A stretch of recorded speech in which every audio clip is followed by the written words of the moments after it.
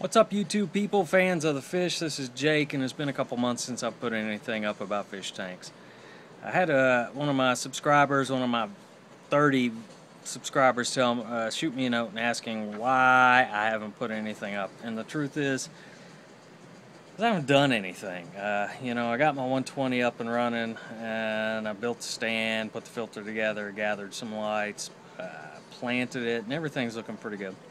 I do have some projects coming down the pipeline for the 120, but right now it's just been a couple months of just regular maintenance. I went to the beach for a couple weeks, been out of town, and I came back home and my tank's in a little bit, it's a little dirty, not terrible, but it needs some work. So I thought I'd give you guys an idea of how I perform my maintenance on the tank and show you what tools I use. Before I get started, I want to show you the tank and give you an idea of what I'm talking about for the maintenance needs it has. At first glance, it doesn't look too bad. The water's basically clear. Fish look good, not a lot of algae going on. I know I got a crazy mix of fish in here, and we'll talk about that in a second. But if you look, see if I can get a little closer to the glass. The glass is filthy, and I've got a lot of algae happening here. Just every surface of the glass has got that kind of light, dingy brown algae, whatever that junk is, and it looks bad. It affects the quality of the tank, so I'm gonna clean that off. I'm also going to do a big water change, and when I'm doing the water change, I'll probably do a little bit of vacuuming, and I'll show you how I do that. Some of the tools of the trade, I think everybody should have these tools that's into big tanks or multiple tanks. I've got one big tank and a bunch of smaller tanks all over the house. I'm thinking about building a fish room in my garage. It's not big enough to park a car in, so I just wind up sticking junk in there. Trying to convince the wife that would be a good idea. Some days she's for it, other days she's not. So the tools that I think everybody needs to have is, first, we're going to start with some basics. If you got fish tanks, you got to have buckets. Now I've got 3 or 4 buckets that are reserved only for the aquarium use. If I catch my wife washing the car out of these buckets, it's hell to pay. Nothing fancy about them, just an old bucket. This bucket's got water in it because I've been working on aquarium maintenance all day long, and so it's got some old dingy water in there. You gotta have a brush.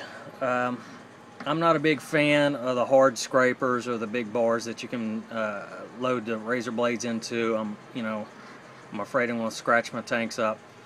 My big tank I bought used, it's already got some scratches on it. It's not terrible, but it's not great either, and I just don't want to take any chances. So this, you can get these kind of brushes at any of the pet stores. I bought this one probably at PetSmart, less than $10, probably $6 or $8. Use it all the time. Now, in addition to the brush, as far as glass cleaning goes, I've got a sponge.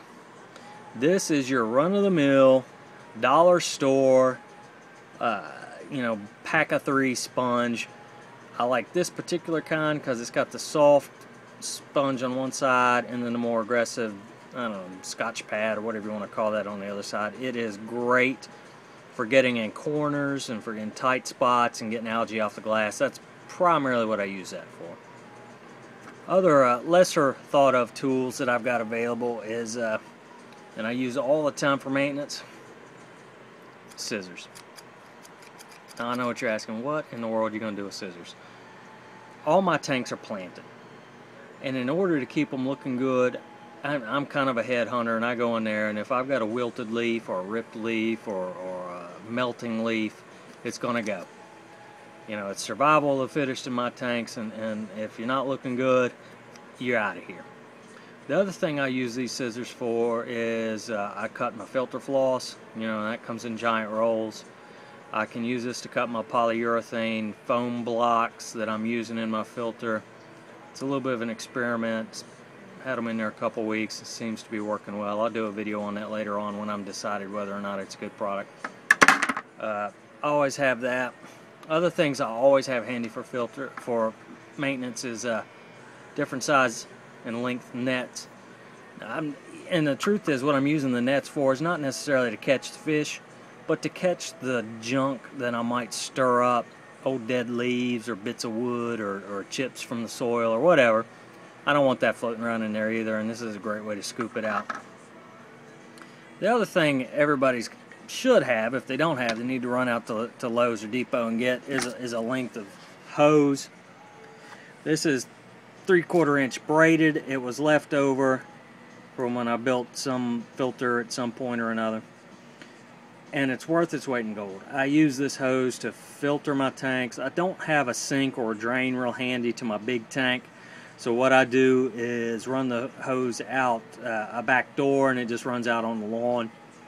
Another thing it's real handy for is sometimes I'll get a siphon started and then use the hose to reach around inside the tank and get any particular flotsam and jetsam out. And I know there's name brand items that you can use for vacuuming your tank, but this works fine. It does great for me, and I think I've got all of about $4 invested in this tank. And I'm a baller on a budget. I got to do this cheap, so I make work what I can find. Another thing that I've come across that's like super handy that I don't see a lot of people talking about, or I don't see anybody using, and I'm not hearing them talk about it, is these just some cheap spring clamps. Again, this is something you could probably find at the dollar store. And where these come in handy is when you got this hose siphoning water out. If you're siphoning to your sump or out a window or out the door or whatever, you can clamp that bad boy down. Now you know exactly where that water is going to go, and you're not going to accidentally pull it back in the door and run all over your carpet. And I might be speaking from a little bit of experience there.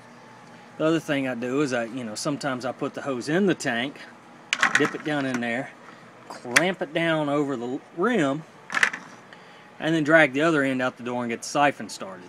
Again, it's just an easy way to ensure that you got the water going where you want it to go. All these things are cheap, inexpensive materials you can get for practically nothing or very inexpensively. When I get up here and start doing my maintenance, first thing I'll do is I usually siphon the water out. Now this is a sump system, so I turn my pump off so it's not returning water. I siphon the water out of the sump. I'll siphon some out of the tank, and I work it out to I like to do about 1/3 of the water change a week. Sometimes if I'm feeling real ambitious, I do a little bit more than 1/3. Then I'll reach down in there. I'm push the lights out of the way, of course. Then I reach down in there with my sponges, and I either do it by hand or with the sponge on the wand, and scrape everything down. I get every inch of the side glass, of the front glass, and the other side glass. I don't worry too much about the back. It's just black. Nobody can see anything. I don't care if algae grows back there, and I figure that's just food for my shrimps and algae eaters and all that kind of stuff. So I know this video is a little long-winded, but I hope that helps maybe share a few tips with people. I guess I could make a video of me actually cleaning the glass, but I don't know what there is to learn from that. I'm going to shoot another video giving kind of an overall tour of the 120. I'll post that up later on. The 120 is the one that I built the stand and the lights and the sump and all that. And it's not real exciting, but it's a project I've been working on, so I'll finalize that and put it up. Got another project in the line. I'm going to build a hood, and I'm going to go for a high output T5 light fixture instead of this kind of Frankenstein hodgepodge collection of lights that I just had laying around. That'll be a video for another day. I want to say that I really appreciate you guys watching this stuff. I love that people subscribe to it. And, I'm no expert, but it makes me feel good that people are interested in seeing how I do things. And I hope that these little tips and tricks help out. If you have any questions, let me know. And I appreciate if you throw me a thumbs up and maybe subscribe and share with your friends. Hope everybody has a great day, and take care.